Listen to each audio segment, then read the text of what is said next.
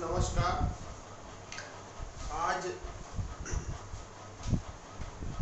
जो इसके पहले हमने मनी एंड बैंकिंग पढ़ाया हुआ है, उसके बाद नया टॉपिक आज हम स्टार्ट कर रहे हैं, जो है बजट, सरकारी बजट एवं अर्थव्यवस्था। बेसिकली अर्थव्यवस्था जो है वो हम पूंजीवादी, समाजवादी और मिश्रित, ये तीन प्रकार की अर्थव्यवस्था हम लोगों ने पढ़ी हुई है शुरू से। जो हम लोग जूनियर क्लासेस में भी हम लोग देखते हैं, उत्पत्ति के साधनों पर ये बेस्ड है। उत्पत्ति का साधन पर जब किसी व्यक्ति विशेष का अधिकार रहता है तो हम उसको पूंजीवादी, उत्पत्ति के साधनों पर जब सार्वजनिक अधिकार रहता है तो हम उसको समाजवादी, तथा जब दोनों प्रकार की ही अर्थव्यवस्थाएं पाई जाती हैं, वो चाहे पूंजीवादी और समाजवादी दोनों ही प्रकार की अर्थव्यवस्था जिस भी देश में पाई जाती हैं, कुछ सेक्टर्स गवर्नमेंट के, कुछ प्राइवेट, तो हम उसको मिश्रित अर्थव्यवस्था कहते हैं।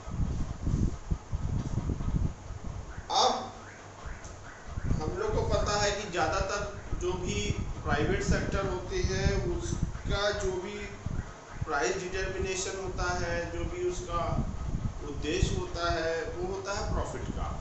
और जो प्रॉफिट के लिए जो प्राइस डिटर्मिनेशन उसका होता है, जो मूल्य का निर्धारण होता है, वह मांग और पूर्ति की शक्तियों के द्वारा, डिमांड एंड सप्लाई, जहाँ पर जाकर इक्विलिब्रियम बनाते हैं, जहाँ पर वो दोनों एक दूसरे को काटते हैं, जहाँ पर वो दोनों इक्विलिब्रियम पे रहते हैं, वहीं पर प्राइस डिटर्मिनेशन हो जाता है।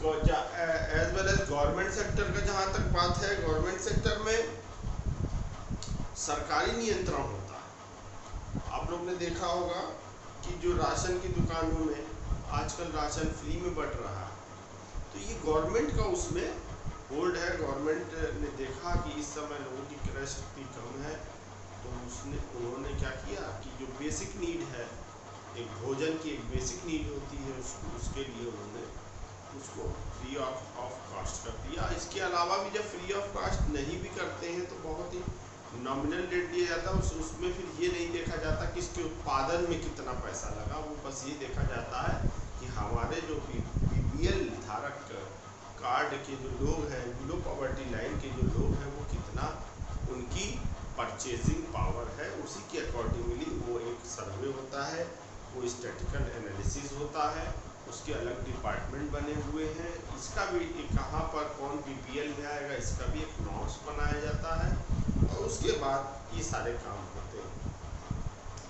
तो इसका मतलब जो सरकार अर्थव्यवस्था पर क्या करती है, प्रभाव डालती है। सरकार जो है अपनी पॉलिसी से अर्थव्यवस्था पर प्रभाव डालती है। एज वेल एज जो प्राइवेट सेक्टर रहता है, उसका तो काम प्रॉफिट कमाना होता है, और वो देखता है कि उत्पादन में कितना लगा हुआ है, उसका मेन उद्देश्य ही प्रॉफिट कमाना है, तो वो अपने प्रॉफिट ऑफ मार्जिन को जोड़ते हुए अपने प्राइस का डिटर्मिनेशन करते हैं। उनको भी अगर ये कहा जाए कि सरकारी उन पर हस्तक्षेप नहीं चलता, तो ऐसा नहीं हो सकता है। सरकार के द्वारा लिए गए निर्णय, उनकी पॉलिसी से उनको ही कंट्रोलिंग किया जा सकता है गवर्नमेंट के द्वारा। अब जहाँ तक निजी क्षेत्र का मामला है, वहाँ पर उसको निजी क्षेत्र और सरकारी क्षेत्र दोनों जहाँ पर पाए जाते हैं, जैसा कि मैंने इसके पहले भी आपको बताया, वह कैसी अर्थव्यवस्था होती है, वह मिश्रित अर्थव्यवस्था। सरकार के पास जीवन के आर्थिक पहलू को प्रभावित करने के लिए बहुत सारे तरीके हैं। हमारे जीवन का सामाजिक पहलू और आर्थिक पहलू, उसमें से जो आर्थिक पहलू है उसको प्रभावित कर सकती है गवर्नमेंट। उसके पास बहुत सारे तरीके होते हैं उसको प्रभावित करने के। बहुत ही इस समय ऐसा कंटेम्प्रेरी चीज़ें चल रही हैं कि आपको कोई भी चीज़ समझाने में कोई दिक्कत नहीं होगी।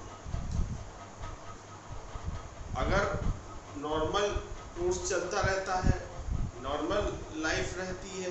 तो हम लोग को जो बातें पढ़ाई जाती हैं वो विश्वास नहीं होता कि ऐसा हो भी सकता है कि नहीं हो सकता है। इस समय लगभग वो हर कठिन परिस्थिति जिसको किताबों में दिया रहता है वो सब के सब अप्लाई हो रहे हैं। तो समझने में, क्योंकि हम लोगों को ये विश्वास हो गया है, जैसे पेंडेमिक इसके पहले 100 साल पहले आया था। अब पेंडेमिक के बारे में जब कोई बताता था तो ऐसा नहीं, किताब हम लोग पढ़ते थे, सब कुछ देखते थे, लेकिन अब उसके इफेक्ट्स जो बताए जाते थे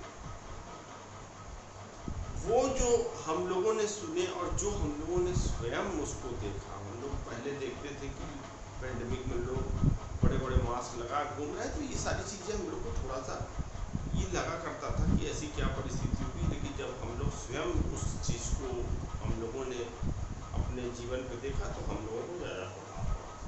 तो ये तरीका बहुत सारा गवर्नमेंट के पास। कैसे तरीके आपने देखा होगा कि हमारा जो बजट है, अगर गवर्नमेंट बजट बनाती है जिसमें आवश्यकता की डेली खर्चे की जो भी चीज़ें होती हैं, अगर उसको कुछ सस्ता करती है तो हमारे पास कुछ पैसा बचता है उन चीज़ों को खरीदने के लिए भी, जो कि हमारे जीवन के लिए आवश्यक तो है लेकिन उसको टाला जा सकता है। अगर हमारा खर्चा बेसिक चीज़ों का ही, जिसको हम लोग पहले रोटी कहा जाता है, उसी को अगर हम लोग नहीं पूरा कर पा रहे हैं तो कपड़े और मकान के बारे में सोच नहीं सकते।